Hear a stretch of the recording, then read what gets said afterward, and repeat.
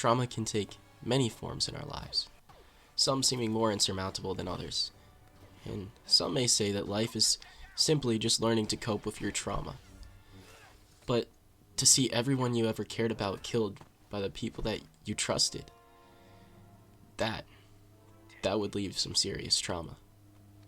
Having no way out or chance of survival because of the impending doom of Order 66, your master tells you to flee. Kanan reacts in fear, changing his name from Caleb Doom to Kanan Jarrus, hiding his identity of who he really is as a Jedi, keeping his lightsaber broken into separate parts to avoid the truth of who he really is. Yet, just like us, life doesn't let us sit back and stand in fear, as life goes on regardless. And Kanan finds himself falling in love with Hera Syndulla, who encourages him to be a leader of their pseudo-family, the Ghost Crew, and to stand up to the Empire.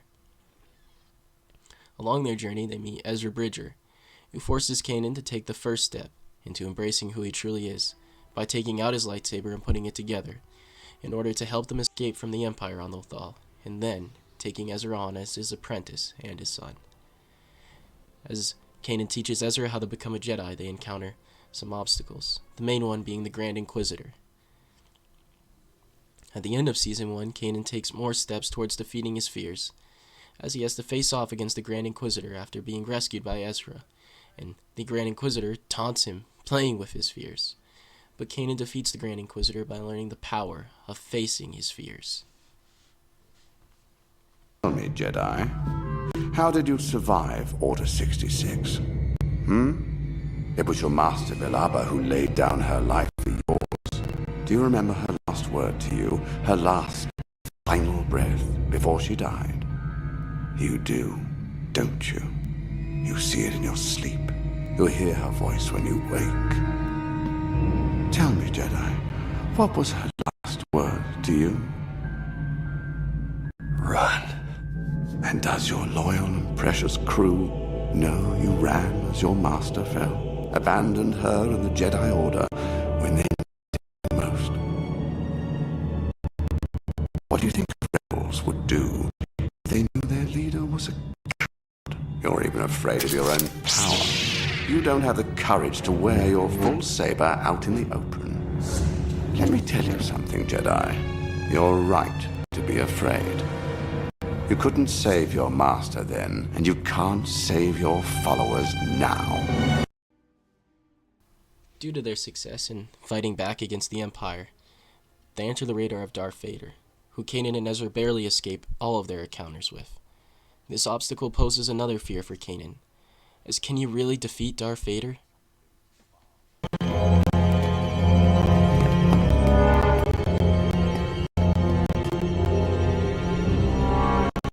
Do you feel that? The cold. As they continue to fight back against the Empire, they meet Ahsoka, who helps guide Kanan and Ezra as Vader has Inquisitors hunting them down. Ahsoka sends Kanan and Ezra to meet her friend Captain Rex, a clone, who Kanan has trouble trusting due to the part of his past trauma that he hasn't yet faced. They're seeking Rex to find military expertise to help with the rebellion. But little does Kanan know that he's going to be tested, as he's going to have to face his fears and trust the clones if he is going to get out of this situation alive. Okay, you don't trust these clones, but they haven't done anything. You don't understand. They're dangerous. They could... They could what? Rex doesn't seem bad at all. Ahsoka said to trust him. You trust her, don't you? You weren't there. You weren't even born. What are you talking about? I don't feel like discussing it.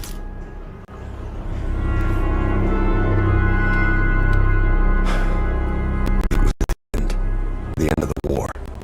Our fellow soldiers, the clones, the ones we Jedi fought side by side with, suddenly turned and betrayed us. I watched them kill my master. She fought beside them for years, and they gunned her down in a second. And then came for me.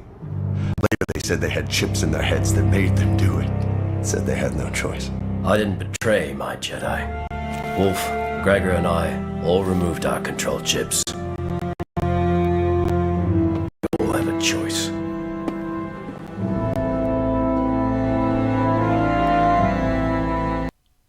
Once again, Kanan is forced to deal with his fears instead of hiding from them. In time, Kanan faces his fear and learns to once again trust the clones so they're able to escape the Empire. As time continues, Kanan and Ezra seek the answer on how to defeat the Sith, which leads them to the Jedi Temple, where Kanan is once again confronted with the Grand Inquisitor, well, in a different way, but similar, as he confronts him with another fear, losing Ezra to the dark side, and after coming to terms with this fear, Kanan is finally knighted as a Jedi Knight. Even now, the servants of the dark side come for your apprentice. You cannot fight forever. You're right. I can't protect Ezra forever. Not even from himself. All I can do is what I've done. Train him the best I could.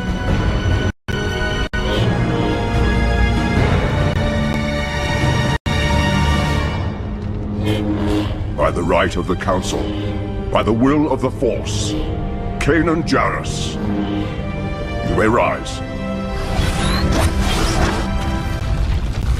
Wait. What does this mean? You are what I once was, a knight of the Jedi Order. As Kanan starts to embrace who he really is near the end of Season 2, their search for the secret on how to destroy the Sith leads them and Ahsoka to a Sith temple on Malachor, and as they prepare to enter the temple, here, Kanan will be tested once more. Once they enter the temple, they become split up, Kanan and Ahsoka, and Ezra by himself. Darth Maul, who is also at the temple, tries to manipulate Ezra to help him to get into the temple and to know its secrets, because to get in, you need a master and an apprentice. Once Ahsoka and Kanan reunite with Ezra, they warn Ezra of Maul, but it's too late. Maul blinds Kanan with his lightsaber, causing more trauma as now Kanan can't see, and Maul is attempting to take Ezra, his son, his apprentice. And things only get worse as Vader shows up. But thanks to Ahsoka's sacrifice, Kanan and Ezra not only escape, but they escape with the Sith holocron, and hopefully the secret on how to destroy the Sith. After his blinding, Kanan shuts himself off from everyone, similar to where he was before, causing his crew, his family who depends on him, to seek other ways to deal with their lack of their father figure. His wife tries to get him to open up and to remember who he is and that his family needs him. His daughter and Zeb, his other son, double down and try to fight the Empire with the newfound rebellion. And his son, worst of all, starts to look towards the Sith holocron that they found for his teachings in the Force, leaning towards the dark side and his darker emotions. Kanan, when he finds the holocron and that Ezra's been using it, it makes him upset, as his fear of losing his son returns, remembering what he heard at the temple from the Grand Inquisitor. His fears that he thought he conquered are back, and now he doubts himself again. But Kanan is given a crossroads, as the base that they're hiding out on has a creature named the Bendu. What they are. Look closer. There's nothing. I can't sense them. Look within. I see fear. In the spiders? Ezra, Ah, your thoughts dwell on your apprentice. he's in danger. No!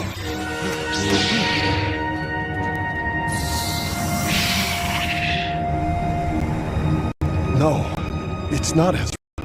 Or the spiders. It's me. Fear, grief, anger. That's how they see me. That's how I see myself. Your sight returns. I distanced myself from everyone. From the Force, too. Your connection to the Force allows you to see in ways others cannot. If you can see yourself, you will never be truly blind. Kanan Jarrus, Jedi Knight. I understand. Where are you going? Ezra needs me. They all do. of the spiders. I can see them, so there's nothing to fear. The Bendu forces Kanan to meet his fear of his blindness. Instead of hiding from his fears, he helps him to face them. When we have fears, we can't wait for the perfect time to face them because there's never going to be a perfect time. But the best time to start is always right now. Make those fears your strengths, and the first step to that is to acknowledge the truth. Although this is a big step for Kanan, there is one more major step for him to take to fully face his trauma. His name. When Hera is captured by the Empire towards the end of the 4th season, and with the help of the Wolves of Lothal to help push Kanan once again to embrace who he really is, Caleb Doom.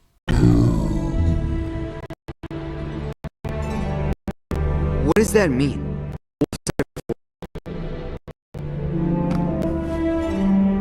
Doom is my name. Caleb Doom is the name I was born with.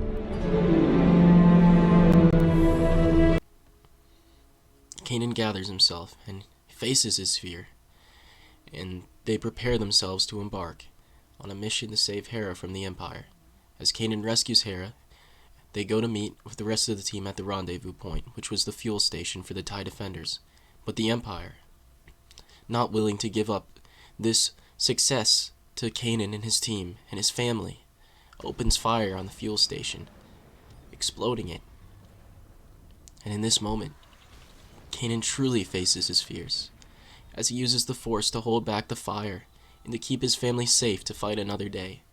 Star Wars is like poetry, it rhymes. Kanan Jarrus was saved by his master, who died protecting him, and now Kanan dies, saving his family. The aftermath of Kanan passing hits his family hard, as it should, but although he is gone, his memory lived on, helping them to rally to defeat the faction of the Empire they are facing. This was a result of Kanan growing and facing his fears, choosing to not let his fears define him, but to conquer them and to make them his strengths, because some things are worth fighting for.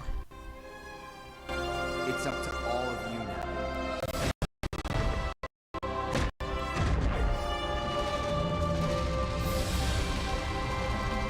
And remember, the Force will be with you, always. Thank you for watching. I hope you all enjoyed it. Kanan is definitely one of my favorite characters from after Disney took over Star Wars. I'd appreciate it if you considered subscribing, and I hope you all have a great rest of your day. Until next time.